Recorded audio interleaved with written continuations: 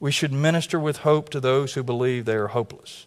This is what I pray happens in the life of our church family this Christmas, that we find unique opportunities to instill and embed hope in the minds of those who are so discouraged in the world in which we live. We live in one of the most discouraging times, I think, in all of human history as it pertains to the West.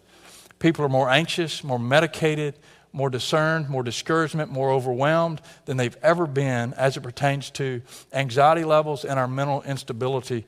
People are coming to their wits' end day in and day out, and many seem hopeless. In light of Jesus' public ministry, I think we should minister in a similar way that he does and has for us. We see that application there, verses 7 through 9.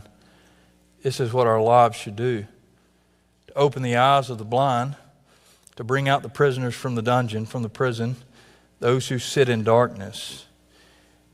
We're not doing this. Christ is doing this. We are his disciples who will desire to delight in him and be who he's called us to be, becoming his hands and feet to those around us, pointing people back to him.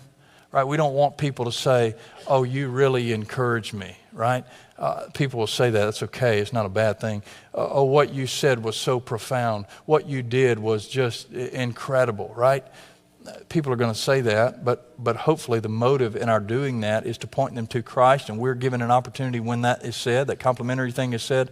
Let me tell you why I'm so hopeful and why I did that. Because Christ has done exactly what I have just done for you in my life spiritually. He's taken me from the prison to a place of prominence and freedom.